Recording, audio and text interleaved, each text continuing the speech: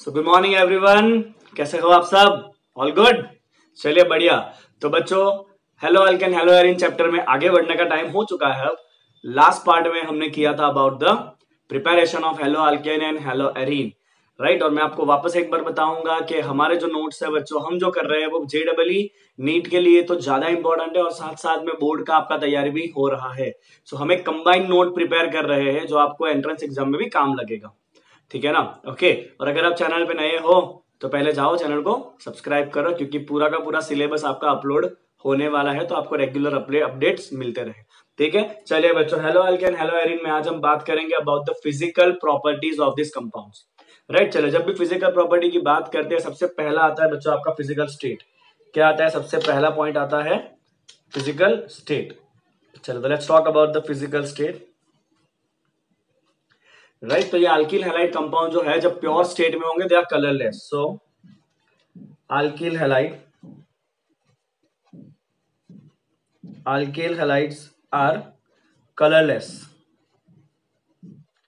They are colourless when they are pure,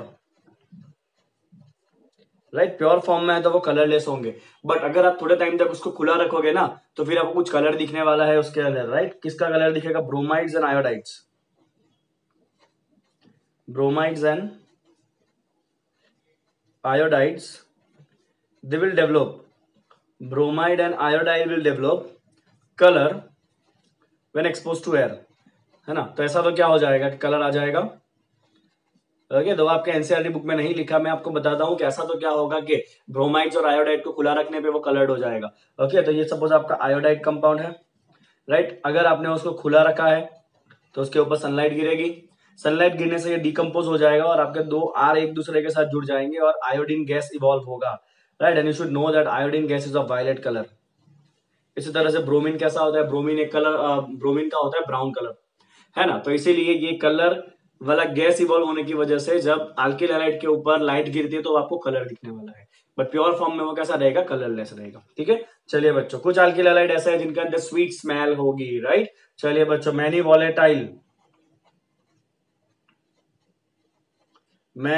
volatile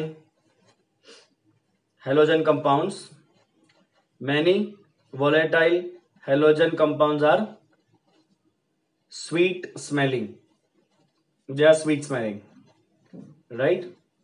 okay चलिए बच्चों, तो ये हो गया आपका फर्स्ट पॉइंट। चलिए दूसरी पॉइंट की तरफ चलते हैं। दूसरा पॉइंट है बच्चों boiling point and melting point. ये आपको हर एक में डिस्कशन करना ही होता है।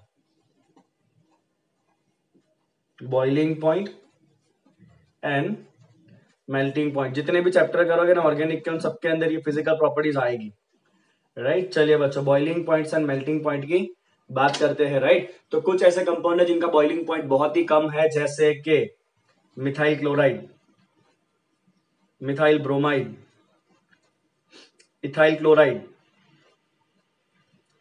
Then some chlorofluorocarbon, CFCs, right, chlorofluorocarbons, okay, they are gaseous at room temperature। तो रूम टेम्परेचर पे ही गैसेस है, मतलब उनका बॉइलिंग पॉइंट बहुत कम है, right. They are gases at room temperature, right, because they have very low boiling point, उनका boiling point बहुत ही कम है। तो ये कंपाउंड रूम टेम्परेचर पे गैसियस फॉर्म में आपको मिल जाएंगे, राइट। चलिए बच्चों, जो बाकी कंपाउंड है वो या तो लिक्विड होगा या तो सॉलिड फॉर्म में होगा, राइट। रिमेनिंग्स आर सॉलिड्स और लिक्विड्स, रिमेनिंग आर सॉलिड्स और लिक्विड्स, ठीक है। चलिए बच्चों, अगर आप कंपेयर करो अल्किल हैलाइड कंपाउंड और खाली हाइड्रोकार्बन का, तो अल्किल हैलाइड कंपाउंड के बॉइलिंग पॉइंट ज्यादा होते हैं, राइट। देखिए बच्चों, तो ये पॉइंट पे ध्यान दीजिए। Alkyl halide have high boiling point, alkyl halide have high boiling point than hydrocarbons, hydrocarbon मतलब alkane, than alkane of comparative molar mass,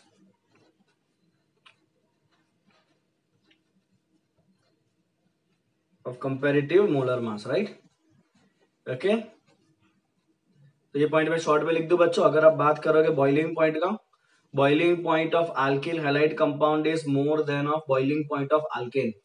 alkyl halide का बॉइलिंग पॉइंट जो है ना वो नॉर्मल अल्केन से ज्यादा हो जाएगा। चलिए इसका रीजन क्या है बच्चों, तो इसका बेसिकली दो रीजन है। सबसे पहला रीजन है polar nature of RX bond. आपको पता है ना कि अल्किल हैलाइड का बॉन्ड कैसा होता है, पोलर होता है। और अगर कंपाउंड में पोलर बॉन्ड है तो दो मोलेक्यूल एक दूसरे के साथ डाइपोल डाइपोल इंटरेक्शन से जुड़ जाएंगे, राइट। सो पहला होगा बच्चों आपका dipole dipole interaction,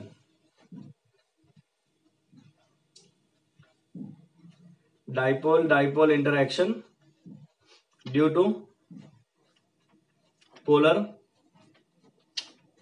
carbon halogen bond. ठीक है ना, कार्बन हेलोजन का बॉन्ड कैसा होता है बच्चों, पोलर होता है। और ये पोलर बॉन्ड की वजह से ही दो मॉलिक्यूल के बीच में डाइपोल डाइपोल बॉन्ड बनेगा। और अगर आपको उसको बॉईल करना है तो आपको डाइपोल डाइपोल बॉन्ड को भी तोड़ना पड़ेगा, राइट। साथ साथ में दूसरा एक रीजन है बच्चों कि जो आपका हेलोजन है, हेलोजन का मोलर मास कैसा होता है, ज्यादा होता है ना। तो जितना ज्यादा मोलर मास होगा उतना ज्यादा वान डेर वाल्स फोर्स भी लगने वाला है, राइट। तो you will write here van der Waals force due to high molar mass, van der Waals force due to high molar mass, due to high molar mass of halogen। Okay, यहां पे मैं halogen लिख रहा हूं, right. तो आपका जो halogen compound है बच्चों उसका मोलर मास ज्यादा है। जितना ज्यादा मोलर मास होगा उतना वान डेर वाल्स फोर्स भी बनेगा, राइट। तो ये जो आपका अल्किल हैलाइड कंपाउंड है, एक तो उसके दो मोलेक्यूल के बीच में डाइपोल डाइपोल इंटरेक्शन बनेगा और साथ साथ में दो मोलेक्यूल के बीच में वान डेर वाल्स फोर्स भी ज्यादा होगा कंपेयर टू द अल्केन। और इसकी वजह से उनका बॉइलिंग पॉइंट कैसा होता है, ज्यादा होता है। समझ गया इतना? ओके, चलिए आगे बढ़ते हैं। ओके चलिए, अभी अगर मान लो आपका अल्किल वाला पार्ट सेम है और हेलोजन चेंज हो रहा है, जैसे कि आपके पास अल्किल फ्लोराइड्स है, अल्किल क्लोराइड्स है, अल्किल ब्रोमाइड्स है, अल्किल आयोडाइड है, सबका अल्किल पार्ट सेम है, हेलोजन चेंज हो रहा है तो बॉइलिंग पॉइंट जो है बच्चों वो इस ऑर्डर में आपका इंक्रीज होने वाला है। रीजन बहुत ही सिंपल है। रीजन क्या है बच्चों के, यहाँ पे आयोडीन है, आयोडीन का मोलर मास ज्यादा होगा। Due to high molar mass there is more van der Waals forces, due to high molar mass there is more van der Waals forces, right. Van der Waals forces कैसा होगा बच्चों, इसके अंदर ज्यादा होने वाला है। There is going to be more van der Waals forces here, okay. And because of that iodide compound का मोलर मास ज्यादा होगा अगर अल्किल पार्ट सेम है तो। चलिए एक और बात, if you compare the boiling point of isomeric alkyl halide, if you have isomeric alkyl halide तो सबसे ज्यादा बॉइलिंग पॉइंट होता है प्राइमरी का, उसके बाद बॉइलिंग पॉइंट होता है सेकेंडरी का, उसके बाद बॉइलिंग पॉइंट होता है टर्शियरी का। देखिए एग्जांपल देखते हैं बच्चों, let's take CH3 CH2 CH2 CH2 Cl, okay. ये आपका प्राइमरी कंपाउंड है, राइट, बिकॉज यहाँ पे हेलोजन प्राइमरी के साथ जुड़ा है। चलिए CH3 CH CH2 Cl, right. चलिए यहाँ पे एक कार्बन जो है वो किसमें आ गया, ब्रांचिंग में आ गया। यहाँ पे एक कार्बन आपका ब्रांचिंग में आ गया है, राइट। चलिए यहाँ पे देखिए बच्चों, they all are isomeric, right. सबके अंदर 4 ही कार्बन में अरेंज करूंगा, राइट। 1 2 3 4 4 कार्बन आ रहा है, दिस इज Cl, ओके। तो चलिए यहाँ पे अगर आपको पूछा जाए किसका बॉइलिंग पॉइंट सबसे ज्यादा है, तो जो फर्स्ट कंपाउंड है उसका बॉइलिंग पॉइंट सबसे ज्यादा है। They all have same isomeric formula, but यहाँ पे पूरा एक ही लाइन में है। यहाँ पे एक कार्बन ये सेकंड टर्शरी वाला कार्बन बन रहा है और यहाँ पे देखो ब्रांचिंग और बढ़ रहा है। तो रूल सिंपल सा है बच्चों, जितना ज्यादा ब्रांचिंग बनेगा ना उतना देखो सरफेस एरिया कम हो जाएगा। तो यहाँ पे क्या होगा, with increase in branching, with increase in branching, with increase in branching surface area is reduced। अगर सरफेस एरिया रिड्यूस हो जाएगा बच्चों तो ये जो वान डेर वाल्स फोर्स है वो भी कैसा हो जाएगा, रिड्यूस हो जाएगा, क्योंकि जितना ज्यादा एरिया होगा उतना ज्यादा वान डेर वाल्स फोर्स लगेगा, राइट। तो अगर आपका एरिया कम हो जाएगा तो वान डेर वाल्स फोर्स भी क्या हो जाने वाला है भाई, कम हो जाने वाला है। Van der Waals force will also reduce, right। So with increase in branching surface area is reduced, hence boiling point also reduce। what will happen, boiling point भी आपका reduce होने वाला है। that is very simple thing, समझ रहे हो इतना आप? ओके चलिए, तो एक आप सिंपल रूल बच्चों याद कर लेना कि आपका जो बॉइलिंग पॉइंट है ना that is inversely proportional to the branching. Branching जितना ज्यादा होगा उतना बॉइलिंग पॉइंट कम हो जाएगा। चलिए इतना क्लियर आपको? ठीक है, चलिए अब आगे देखते हैं बच्चों। If you talk about the aryl halide compound, और उसी मोलिकुलर मास का अल्किल हैलाइड कंपाउंड, तो एराइल हैलाइड कंपाउंड जो है उसका बॉइलिंग पॉइंट ज्यादा होता है। जैसे कि अगर आपके बेंजीन के ऊपर Cl हो और यहाँ पे 6 कार्बन वाला लीनियर कंपाउंड है, राइट, दैट इज क्लोरोहेक्सेन, राइट। तो ये बेंजीन वाले कंपाउंड का बॉइलिंग पॉइंट ज्यादा होगा। इसका रीजन क्या है बच्चों? तो इसका रीजन ये है कि बेंजीन के अंदर ये जो पोलर बॉन्ड बनेगा आपका यहाँ पे, राइट, तो यहाँ पे पार्शियल डबल बॉन्ड होता है। क्या होता है बच्चों? यहाँ पे होता है पार्शियल डबल बॉन्ड, और उसकी वजह से बॉन्ड लेंथ कम हो जाएगा, राइट, और जो बॉन्ड है वो ज्यादा पोलर हो जाएगा नेचर में, right. So here due to partial double bond is more polar. Due to partial double bond, CX bond is more polar, right. चलिए, आपका CX बॉन्ड कैसा रहेगा बच्चों? जो CX बॉन्ड है वो नेचर में ज्यादा पोलर रहेगा, और अगर CX बॉन्ड ज्यादा पोलर है तो फोर्सेस ज्यादा लगेंगे, तो बॉइलिंग पॉइंट भी ज्यादा होगा। Is it clear? चलिए आगे बढ़ते हैं। ओके, अब बात करते हैं boiling point and melting point of dihalo derivative. For dihalo derivatives, if you talk about the boiling point, right, तो बॉइलिंग पॉइंट बच्चों सबसे ज्यादा होता है ऑर्थो कंपाउंड का, राइट। उसके बाद बॉइलिंग पॉइंट आता है पैरा का, राइट, और सबसे कम बॉइलिंग पॉइंट आता है बच्चों मेटा का। ऑर्थो, फिर पैरा, फिर मेटा। किस ऑर्डर की बात कर रहे हैं बच्चों? We are talking about the boiling point, right. Ortho dichlorobenzene का बॉइलिंग पॉइंट है 553 केल्विन। इतना ज्यादा डिफरेंस नहीं है बच्चों। पैरा का है 448 केल्विन और मेटा का है 446 केल्विन। इतना ज्यादा डिफरेंस नहीं है, ओके। बट यहीं पे बच्चों अगर आप मेल्टिंग पॉइंट के लिए लिखोगे ना, तो मेल्टिंग पॉइंट मतलब आपको सॉलिड से लिक्विड करना है ना। अब सॉलिड में सबसे बेटर अरेंज कौन होगा? जो सिमेट्रिक होगा। तो सबसे ज्यादा सिमेट्रिक कौन है बच्चों? पैरा वाला। पैरा वाला एकदम सिमेट्रिक होने की वजह से वो क्रिस्टल में प्रॉपरली अरेंज होगा, और इसीलिए उसको मेल्ट करना ज्यादा मुश्किल है, राइट। तो मेल्टिंग पॉइंट ऑलवेज पैरा का कैसा होता है? Para has maximum melting point due to symmetric, due to symmetric arrangement of atoms, symmetric arrangement of atoms which fits better in crystal, which fits better in crystal, जो crystal के अंदर बराबर fit हो जाएगा, राइट। ओके, तो अगर बच्चों आप यहाँ पे मेल्टिंग पॉइंट का ऑर्डर लिखोगे ना, तो सबसे ज्यादा मेल्टिंग पॉइंट है किसका? पैरा का, राइट। तो पैरा का मेल्टिंग पॉइंट सबसे ज्यादा है, okay. Para, we are talking about dichlorobenzene. What we are talking about? We are talking about dichlorobenzene. तो डाइक्लोरोबेंजीन में मेल्टिंग पॉइंट का ऑर्डर सबसे ज्यादा है बच्चों पैरा का। पैरा के बाद मेल्टिंग पॉइंट है ऑर्थो का, और सबसे कम मेल्टिंग पॉइंट है मेटा का, राइट। पैरा का है 323 केल्विन, ओके। ऑर्थो का है 256 केल्विन, और मेटा का है 249 kelvin. This is the order of the melting point and boiling point of dichlorobenzene, right. चलिए एक और पॉइंट की बात करेंगे बच्चों, छोटा सा पॉइंट है, दैट इज डेंसिटी, ओके। तो सिंपल सी बात है बच्चों, ग्रुप में नीचे जाने से मोलिकुलर मास बढ़ने वाला है, तो डेंसिटी क्या होगा? इंक्रीज होगा, राइट, ओके। तो यू विल राइट हियर कि डेंसिटी के बारे में अगर आप लिखो तो you will write that density increase with molecular mass, density increase with the molecular mass, okay. चलिए, जितने भी बच्चों आपके कंपाउंड है उसमें alkyl bromide, alkyl iodide and polyhalo compound, मतलब जिसमें एक से ज्यादा हेलोजन हो जाएंगे, पोलीहेलो कंपाउंड्स,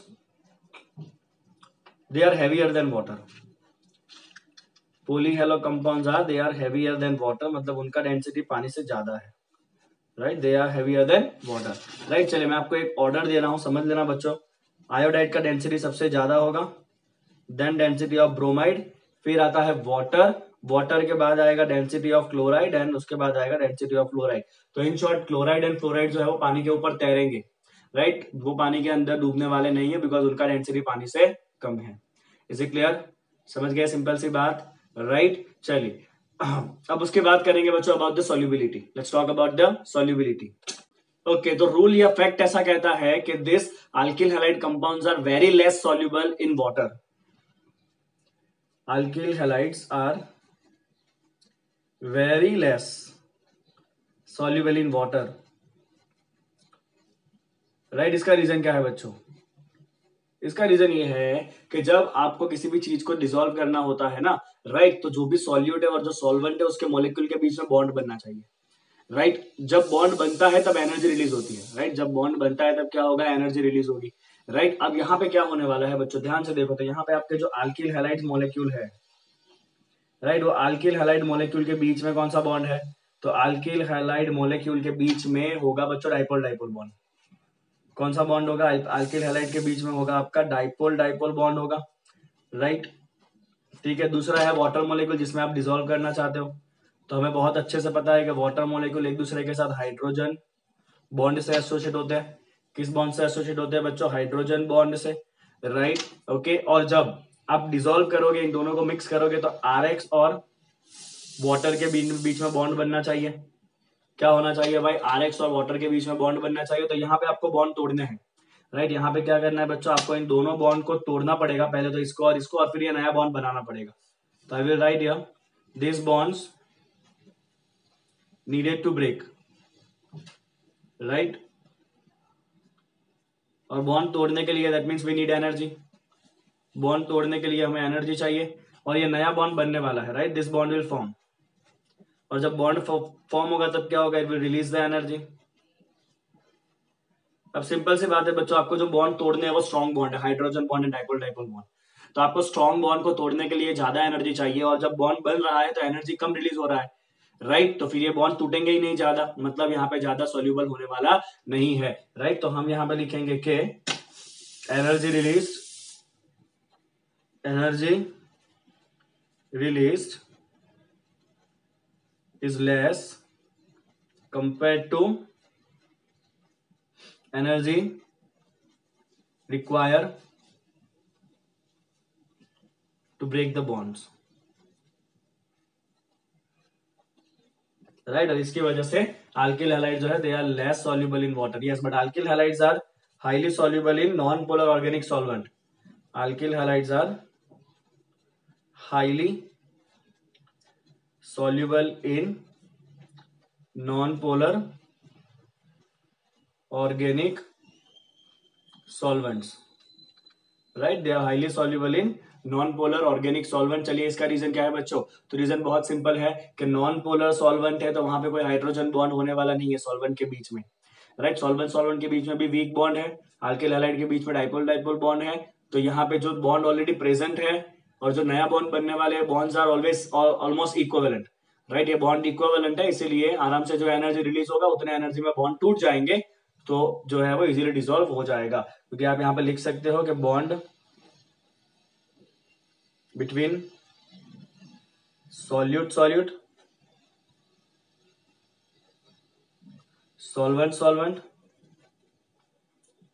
और जो नया बनने वाला है दैट इज सॉल्यूट सॉल्वेंट। ये नया बॉन्ड बनेगा ना सॉल्यूट सॉल्वेंट का, दिस बॉन्ड्स आर इक्विवेलेंट। तो आराम से जो एनर्जी चाहिए वो बॉन्ड तोड़ने के लिए मिल जाएगी जब बॉन्ड नया बन रहा है तब, ठीक है। तो ये हो गए बच्चे आपके सारे प्रॉपर्टीज, इज इट क्लियर? चलिए एक इंटेक्स क्वेश्चन हम सॉल्व करेंगे प्रॉपर्टी से जुड़ा हुआ। चलिए तो आपका क्वेश्चन आ चुका है बच्चों।